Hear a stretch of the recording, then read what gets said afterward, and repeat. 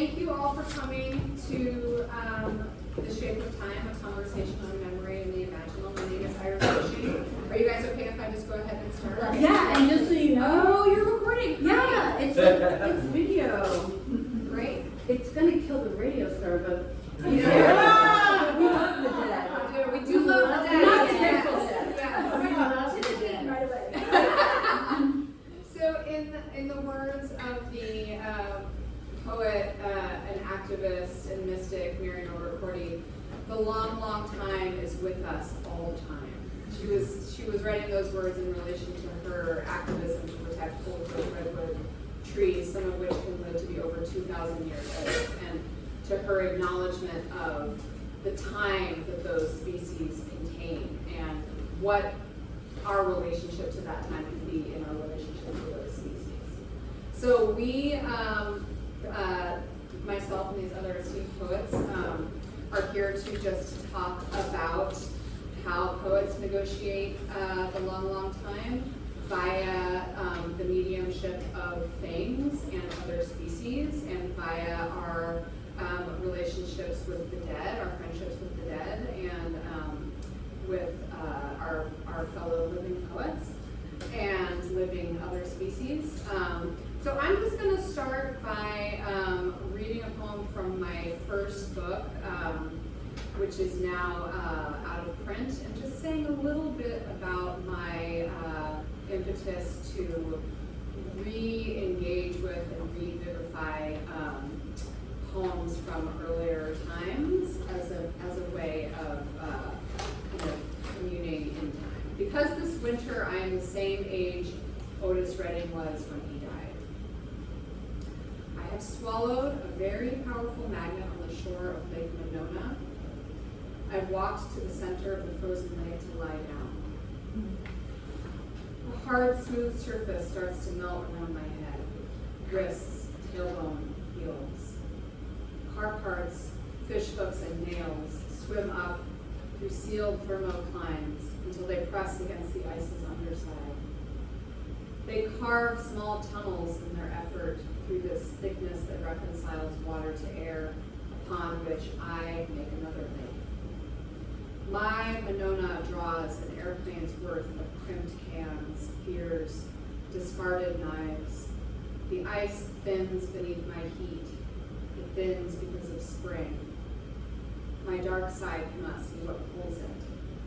I'm held in place by things. So,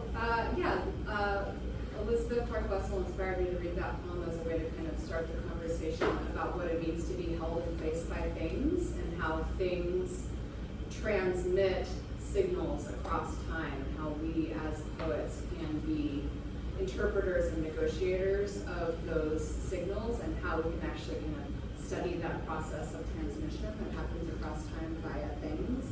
It's something that I am working with a lot in my practice as a poet and also in my practice as a scholar, kind of facilitating the kind of critical understanding of Mary Cordy, who passed away in 2022. Cordy was a Catholic nun and left the convent to become an ecological activist and sort of a hermit who lived in the deep redwood forests of Northern California and fought really tirelessly to protect old growth redwoods. So my engagement with her is very much bound up in my current practice as a poet. And so I think that's what I'll say for me. Hop in. I would like to hop in, if that's okay. Yeah.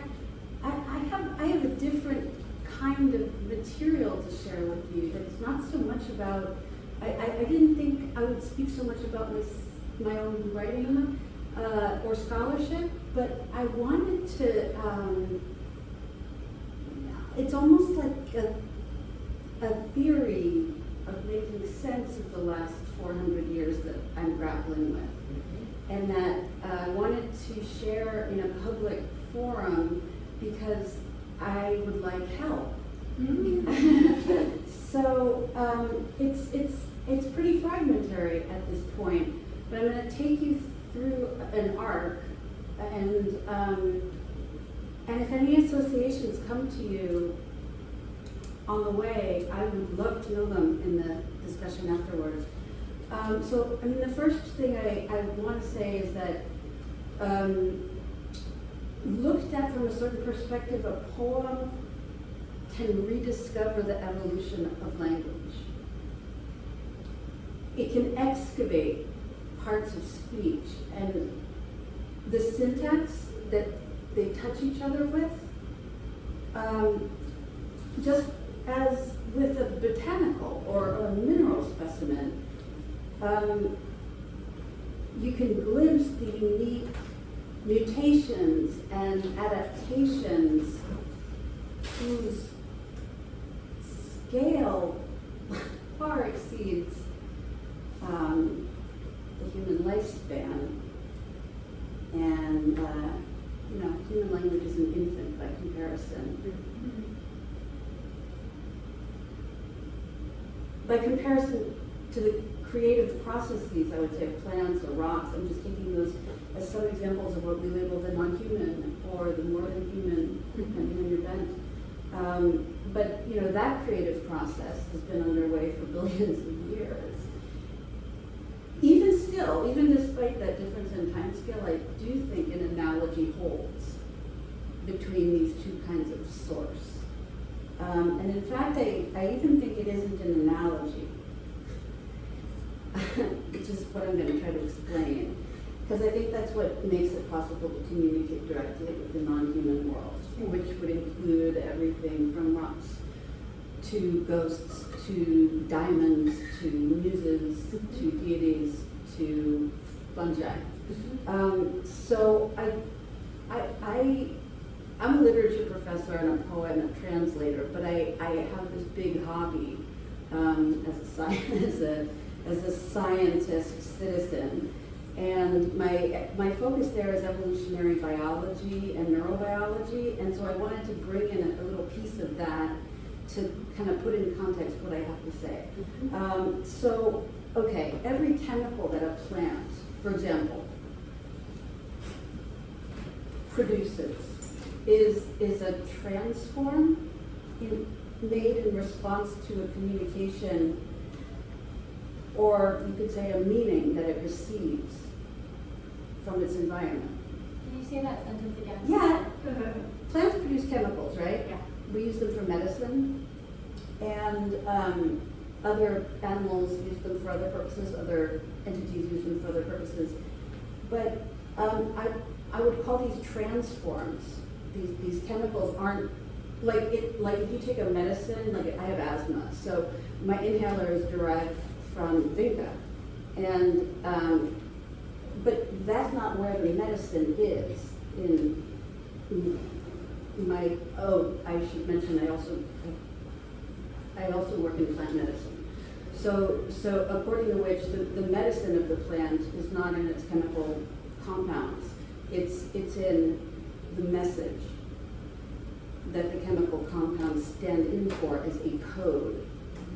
So what I was trying to say is that every chemical compound a plant produces is a message given in response to other messages that it is receiving from the environment, and to which it is responding in kind. And so then each molecular compound a plant produces emits a specific electromagnetic field that can be recognized by the human heart and responded to. So scientists refer to this phenomenon as entrainment, and which is basically the process by which two electromagnetic oscillators that are placed in proximity synchronize with each other. And the heart is an electromagnetic oscillator. Plants are electromagnetic oscillators. And it's a property that belongs to all emergent forms that display, well, never mind.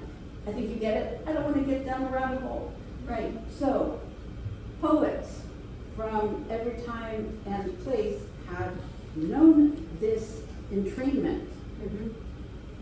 And, okay, so according to the Mexican poet Maria Sabina, her poems were given to her directly by fungi in words that she herself could not read.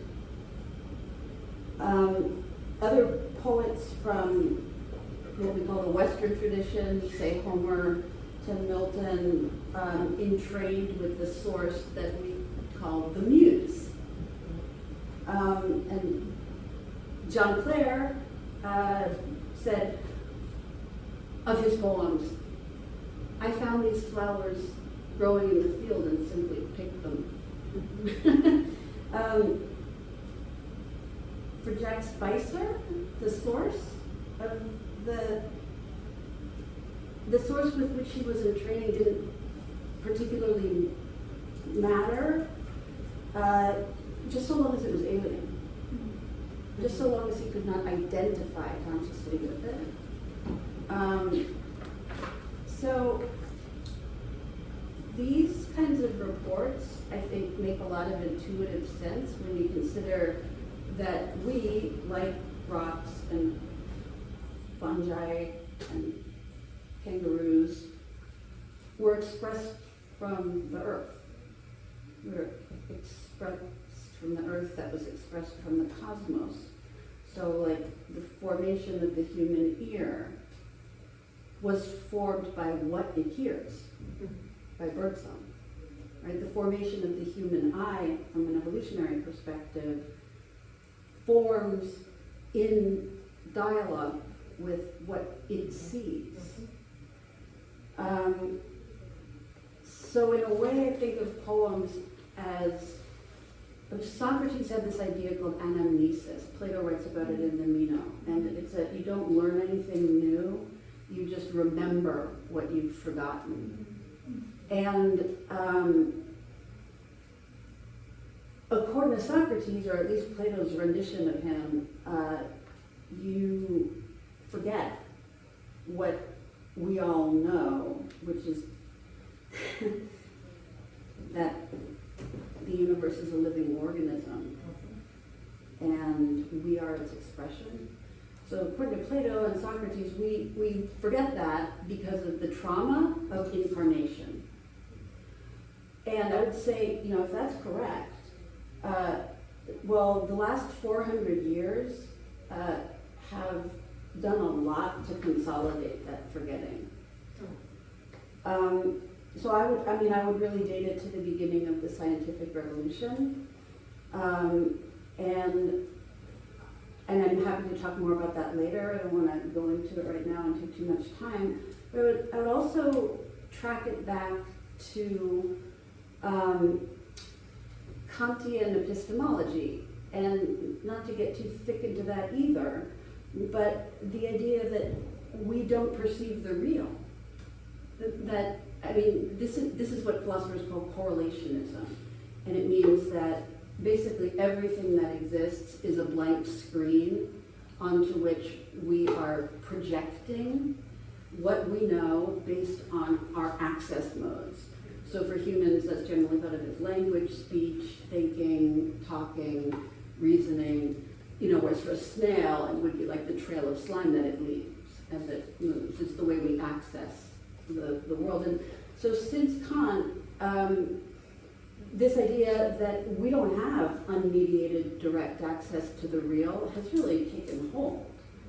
And this conviction of human separateness from the non-human world often finds its emblem in the idea of the logos, right? Like, we're the thinking animal. We use, because the logos is both language and thought, the reason I wanted to say all of this is that there's a suppressed tradition in the so-called West that has sustained this ancient knowledge, which all First Peoples know or knew. And I wanted to just give some information about what are the main forces behind this, and it's Goethe. Johann Wolfgang von Goethe. You might know him as Faust or whatever, but he said all of his works, political, literary, dramaturgic, was secondary to his work as a botanist. And what he recognized was that every event that occurs in nature is entangled with the individuality of its observer. At the same time, though, he complained, and he complained pretty famously about how hard it is to, and I'm going to try to quote him, refrain from substituting the thing with its sign to keep the object alive before us instead of killing it with the word. So even someone who understood that occurrence, that reality occurring, events occurring, is entangled with individual observers, he still felt some dismay at this tendency to turn those perceived events into words, which abstract them and kill them. So here's an example, of what that sounds like. The Romantics have it in spades. So, think of the most canonical, obvious, it's hiding in plain sight. I'm thinking of Wordsworth's poem lines written in early spring. And he says, he's lying in a grotto, of course, and he says, the birds around me hopped and played. Their thoughts I cannot measure. But the least motion that they made, it seemed a thrill of pleasure. The budding twigs spread out their fan to catch the breezy air, and I must think, do all I can that there was pleasure there. If this belief from heaven be sent, if such be nature's holy plan, have I not reason to lament what man has made of man? So, there you have it. I'm trying to go back to nature, and my experience is that every word I generate and every thought I have to try to get closer to it pushes it farther away, right? Their thoughts I cannot measure. There's something sort of obviously self-mocking and preposterous about the endeavor. So I think I might have exhausted my time right now. But I didn't get to say the last things that I want to just point toward, which is that because of this sense of what Timothy Morton calls the severing, this unbridgeable divide between the human and the non-human, there have been many attempts by poets and linguists and philosophers to make words correspond with things, again, rather than banish them in some colonial act of anthropocentric projection.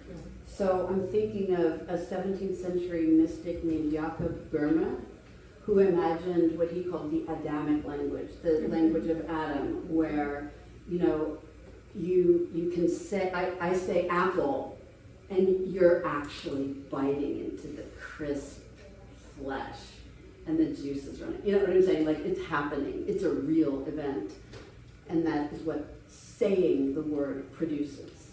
So there's this way of trying to align a perfect correlation.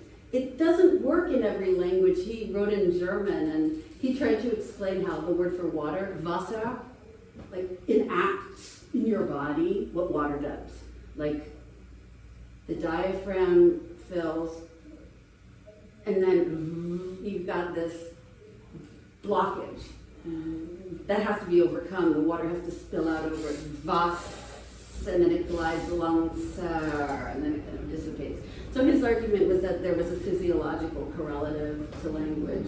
Okay, so, but there have been more recent ones. Gertrude Stein's a great example also, and this is, I'll just mention Stein and Coolidge, and then I'll, let it go, because I think I'll have traced the skeleton of what I want to talk about.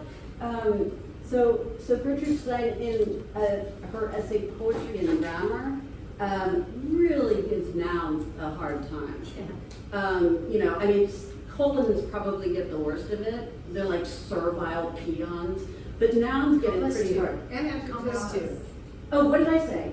You said colons. but Oh, no, those really are better commas. than commas. Sorry, I meant commas. Yeah, that's really, The comma is the lowest. people know when one. they want to read.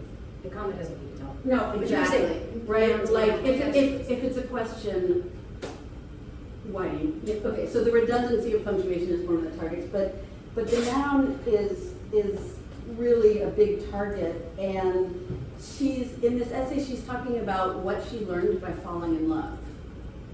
And it's that she learned how to be surprised by nouns again.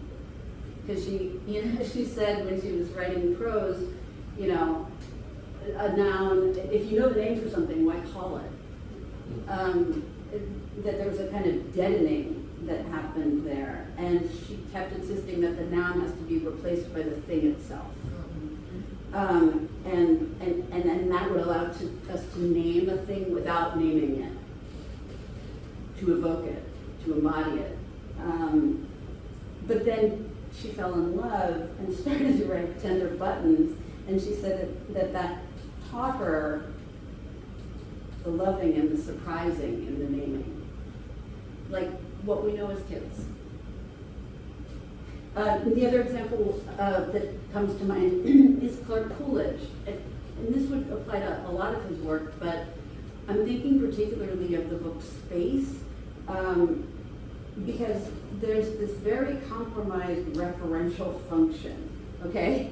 Like, the words aren't pointing to what you expect them to be. There's a line from one of the poems that says, trilobites, trilobite.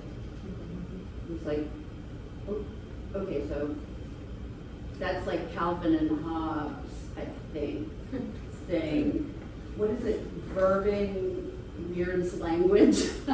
Anyway, so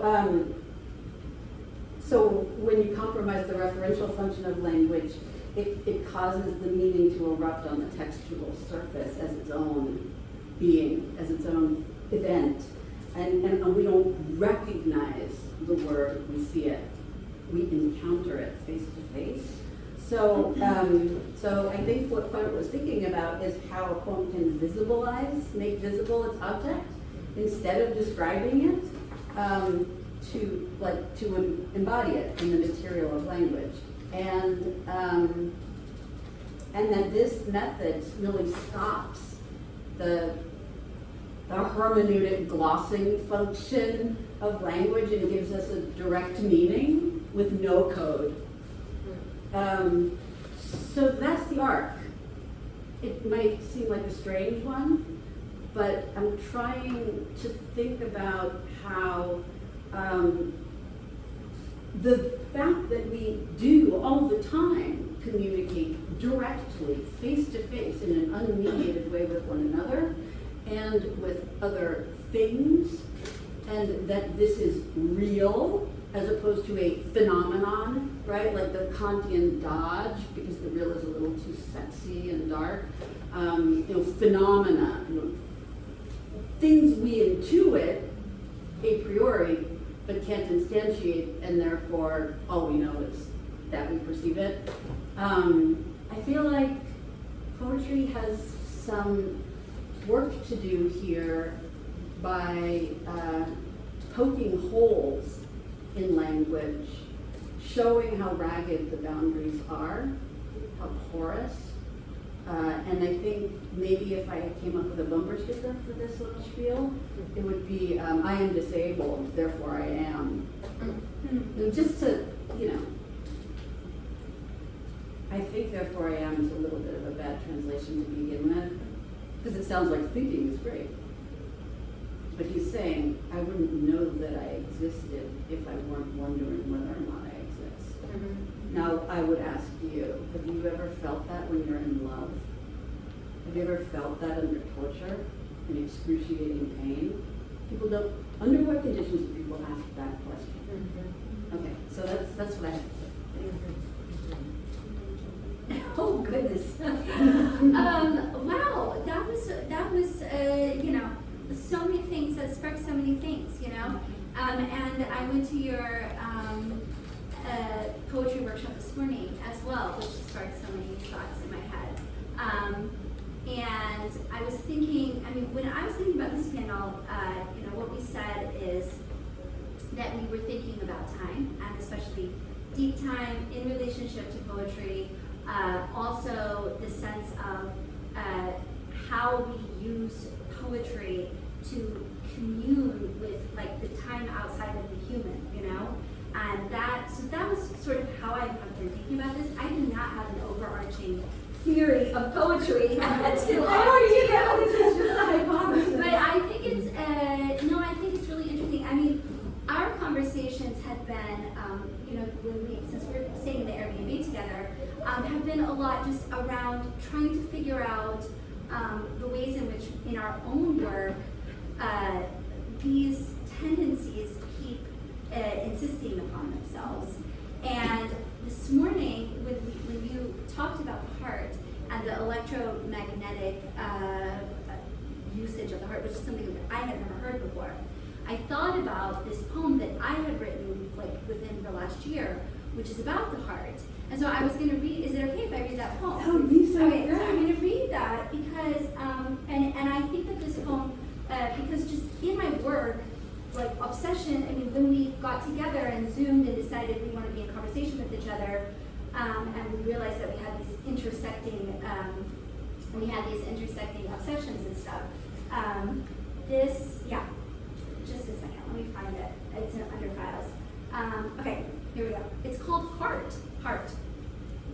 If I leave this room, enter the hall, pull on my boots, run down the stairs, exit the building, cross the playground, pass by the graves ringing the yellow church, wait for the crosswalk, traverse the cobblestones, enter the tunnel, take the footbridge over the brackish water, walk by the train station toward the white ship permanently anchored on the shores of the empty city. I will arrive at the last piece of the first wall, built by a king to keep his enemies at bay, and there my mind will sink beneath the rising ground to the stonemason's mark, which is shaped like a heart. And that poem came from a walk that I take. I live in Stockholm, Sweden. It's an old city.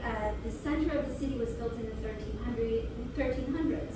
And there's a tiny island there that no one lives on. That the oldest piece, it belongs to the city, and they have office buildings in 14th century structures. But it's no one sleeps on this island. And from my house, I can take this walk. And it's kind of the perfect amount of time for me to take this walk, and I can get to the oldest piece of the city, and there's just, it draws me over and over again. And also this church, my beloved father-in-law is, he's interned next to this church that I pass by, and so there was this, when I visited some years ago, the Louvre, and took this tour, they've redone the, sorry for my terrible pronunciation of that, but they've redone basically they've excavated the original foundations when it was built as a castle, and castles at that time, of course, were used for war, and they weren't beautiful things necessarily, they were to terrorize. The stonemasons, in order to get paid for their work, would make a mark on the stone. But in the part that you see above, you never see it because they would turn it so that you wouldn't see the stonemason's mark. but the part that they excavated would have been in the moat. And so on this, there were marks from different stonemasons, and one of the marks was a heart. So this idea, when I saw that sign that was left, that no one was ever supposed to see, but then I was seeing it, and thousands of people were seeing it every single day, and it's something as elemental and meaningful to every single person as a heart, but meant as this very simple, like, pay me for my work. So I just had this image in my head, like, I arrive at this place and I'm gonna get to this, like, heart that's like the secret base of the oldest piece of this place where I live. So anyway, I don't want to talk too long, but this is what I've been thinking between our conversations and like different ways in which deep time, the non-human, the shape of time can be used in like our poetics. It's like, I don't know if this approach is something that, you know, at all I've consciously chosen, but it feels as if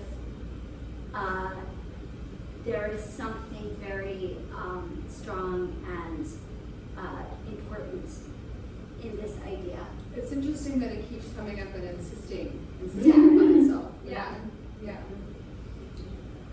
That was gorgeous, and I liked hearing that poem again. I'm going to invite like 3 other thinkers into this space and make some wild reference to ketamine, and then we're going to open it up to questions. Ketamine has a role to play in making time slippery and shapely, and bringing out some of those features of the hypothesis Nicole, you walked us through. Jane Bennett is an interesting figure, and people have a lot of different feelings. They bring to the book Vibrant Matter, which she wrote. But I want to sort of begin with that, as it helps you understand the sort of force of things, the shape of time, etc. And we'll somehow end up with ketamine. Okay, here's Jane Bennett from A Political Ecology of Things, Vibrant Matter.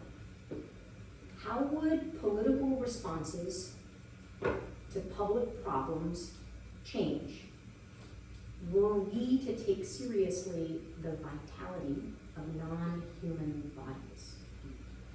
By vitality, I mean the capacity of things, edibles, commodities, storms, metals, not only to impede or block the will and designs of humans, but also to act as quasi-agents or forces with trajectories, propensities, or tendencies of their own.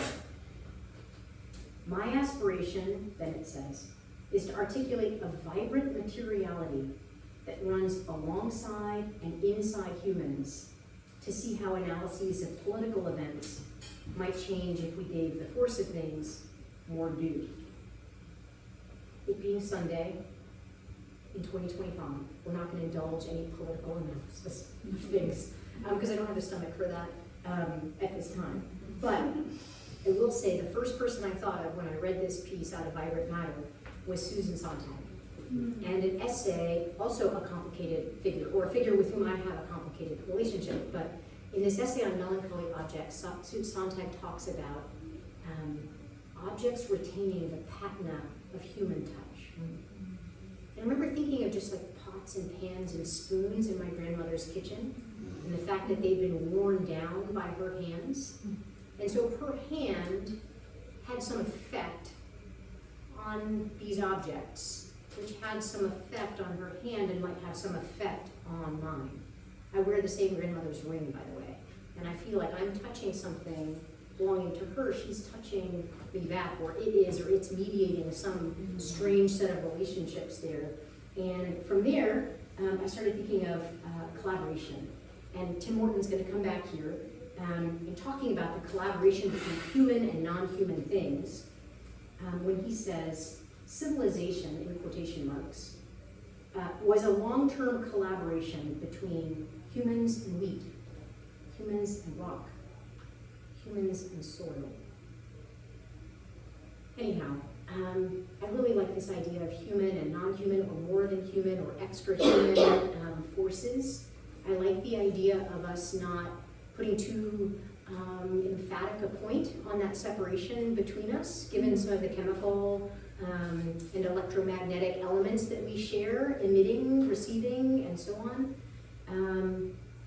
And this all comes, at least for me in this moment before we open things up to you all, to ketamine, which I was given without being told that I'd been given ketamine.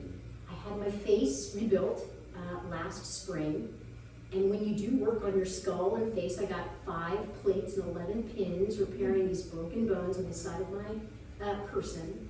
They give you ketamine at the very end.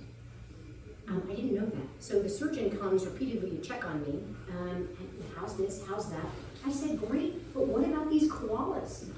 I said, do you see the koalas? He said, no. I said, do you have any problem with the fact that I am seeing koalas right now, and frogs, and a wall full of cherry blossoms? He said, I don't have any problem with that. He said, no, you give me ketamine. At the end of my surgery, I said, no, funny, nobody mentioned that to me. Mercifully, that entire experience, and it was quite an experience, was very benign. And I've since done lots of research on, like, when do frogs appear in our dreams? When do they seem to appear in our orbits, right? And when might they appear in our visions? In those visions, by the way, I had multiple conversations with people I know rationally to be dead, including Lucy Brock-Boydo and Robert Duncan. I have transcripts from these conversations that I've since tried to reconstruct. Anyway, ketamine made very thin these separations between real and imagined, and it was all very real for me. And that real was all very dark and sexy, for sure.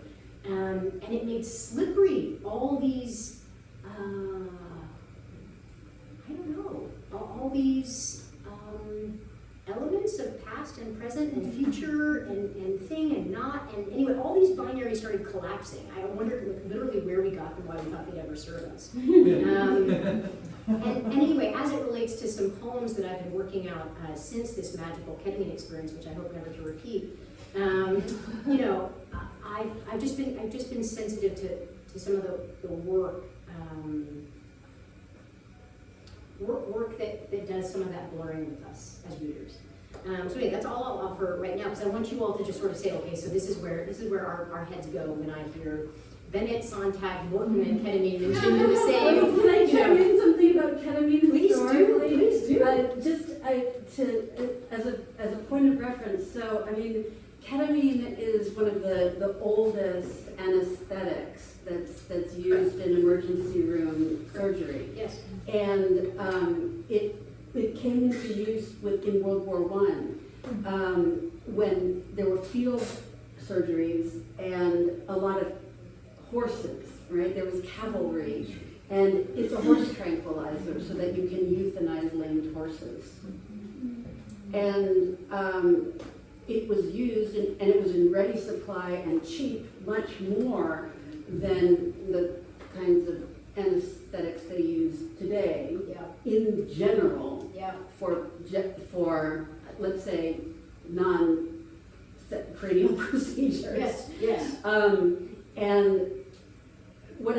all I wanted to say was that all of the soldiers that were operated on who survived reported seeing God. Yes, I think I was with him or her or them as well. Yes. World War I soldiers. No, not the soldiers. I think I was with God as well. I'm actually not kidding. Whatever we want to call God, I think that God is such a confusing name. It's really confusing, but the divine, the true, the real, seeing face to face rather than through a glass darkly, whatever. I really appreciate you mentioning that, in part because in almost every poem, and Anthony knows this, in almost every poem I've written since, there have been horses, and I didn't know why. So I'm like, Cole Heinowitz knows why. So that's one. There's this artist, Kader Attia, by the way, who's really interested in injuries sustained to the face and head by World War I soldiers, and the ways their repairs, they didn't have the plastic surgeon I did, or the Blue Cross Blue Shield to cover it, but the way that some of the ways their faces repaired, and some of the ways my faces looked March and April, May, June and July of last year, looked like these masks, these sort of, these masks in Guinea. Anyway, all these connections are really powerful, but I appreciate the mention of horses. We have 5 And minutes, God. so we should, if there's any pressing questions, I think we should. Yes, thoughts, Wow, 5 minutes, but they went over time. They did. But I mean, It's only 3:46. Yeah, 5 Close minutes. to you're supposed to Yeah. you're supposed to in 10 Yeah. minutes before, but they met, the last people. Anthony has a question. Camera too. What is your question? I thought, actually, I like the way that all of your conversations can play together. It had me kind of think a lot about, like, it had me thinking on coming to, like, what is language, in different ways. I kind of, some things that kind of cropped up throughout the talks for me were kind of like the ancient Greek, like bio-zoe divide, like humans have language and political agency while animals have voices. So separation. But it also had me think of like, I'm sorry, I'm trying to keep this concise. John Haraway's Cyborg Manifesto, Yes. which language as technology made me think of like William Carlos Williams' poem is a machine made out of words. So I just kind of want to bear back to you just with your thinking, especially putting your thoughts together about what is language, and especially since like language and relation came up, I wonder if there's also thoughts about language in relation to technology or as a technology. I think the heart poem, just the way the syntax guides the reader, and like the mark and heart, it did the thing where it's like it made me aware of language, and it also made me aware of its machinery. The poem. You know, I am like I am a working everyday translator. So all day long I am sitting taking mystery novels from Swedish and translating them into English. So I have I feel like I don't have like a super theoretical relationship to language. I feel like it's just such a real thing that it's Raw just material. like the raw material, like is a tool, and that it's. I mean, if you think too much about translation, everything is translation. If you think too much about language, everything is language. You know, because it contains this. It absolutely is happening all the time and is completely impossible. You know, that old translation is like impossible sort of idea, but so is language. So I think that, I mean, these guys are all scholars in a very special way with lots of special thoughts, but I feel like special thoughts, you got so many special thoughts. Yeah, but I think that the idea of like language getting as thingy as it can get, I mean, that's poetry, you know, like, and that's, I feel, that's the way I understand what you were saying as well. Wow. So can I just piggyback on what you said? Please. Yeah, so I'm also a translator, and one of the books I've translated are the essays of Alejandra Pizarnik, the Argentine poet, fiction writer, and journalist, and visual artist. And she wrote an essay about Artaud, and called The Incarnate Word. And it begins with a quote from his letters from Rodet, where he was institutionalized off and on. And here's what he said, and then I just want to tell you what she says about it. Because it's not about technology per se, although Artaud did think that doctors were trying to, along with the aid of Tibetan lamas, were trying to penetrate him anally in order to reorganize his organs. But he said, I blame the men of this age for causing me to be born by the most infamous magical maneuvers into a world I wanted no part of, and for trying by similar magical maneuvers to prevent me from making a hole in this world in order to leave it. I need poetry to live, and I want to see it around me.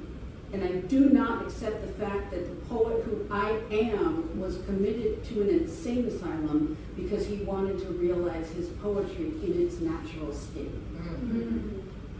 So that gives me goosebumps every time I read it. And then Pizarnik ends this essay saying, yes, the word was made flesh. And also, and above all, in Artaud, the body was made word. Why then his old lament over the separation from words? Just as Van Gogh restored to nature its forgotten nobility, and to man-made things their maximum dignity, thanks to those sunflowers and those shoes that share those ravens, so too with identical purity and identical intensity, the word of Artaud, that is to say, Artaud himself, rescues humanity's, this is a quote from Artaud, humanity's abhorrent misery by incarnating it. Artaud, like Van Gogh, and very few others, leaves us works whose primary difficulty is rooted in the place inaccessible to almost everyone where they were made. Any approach to them can only be real if it takes the terrifying roads of purity, lucidity, suffering, patience. So it kind of brings us back to the shapeliness of time. Yeah.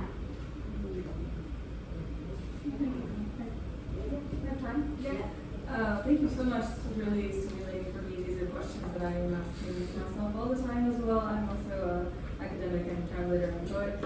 And It's a good combination of things to be. yeah, I mean, it's good. It's livable. I'm wondering, like, it's particularly listening to your talk. How do we, like, I'm always frustrated with feeling trapped by the interfaces, by language, by the logos, and so I feel like we're all craving, like, to access these spaces that we know are there, but we get beyond the words, like get back into the hind grades, or ketamine or DMT or other, things that come from plants that are like that. We want to connect with those spaces because we know they exist, but we're stuck.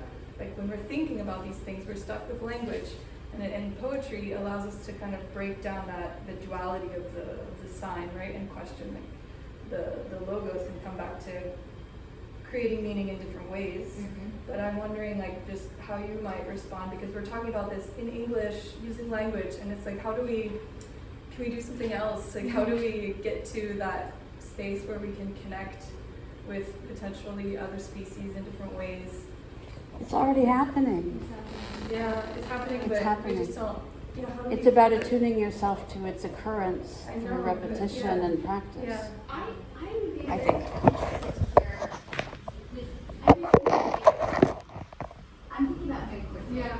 And if you could say a little bit about sort of her approach to these things, because I feel like is still so central to Yes, this, yeah. Mary Corti was a poet who lived off the grid in the redwood forest in Northern California for 50 years. Can you spell her last name? K-O-R-T-E.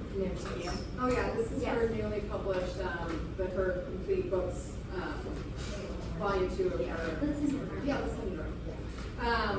And she was someone who lived in and with the ecosystem that she inhabited in a way that was very total, that was not, it wasn't that she was living on the surface of it and taking from it, she was very integrated with it, and it wasn't that she was writing about it, it was like her poetry was that place, they were coexistent and continuous with each other. She had one of the stories about her that always stands out to me is that she kept her food in a box that was built onto the outside of her house that was over the Noyo River. So the cool air from the river would rise up and keep the food cold, rather than having a refrigerator. That's what she used for the refrigerator.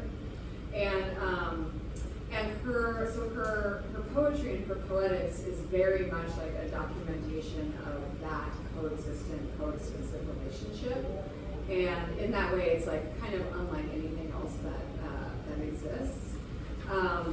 And I mean, hers is a really extreme example. We can't all go and live off the grid in a one-room cabin in the redwoods for 50 years. That's not really on the menu for most of us, But the thing that's really powerful and empowering to me about her as an example is that it's possible, and that it's possible to live a life of integrity that is fully integrated, you know, as a human being with an ecosystem in that way.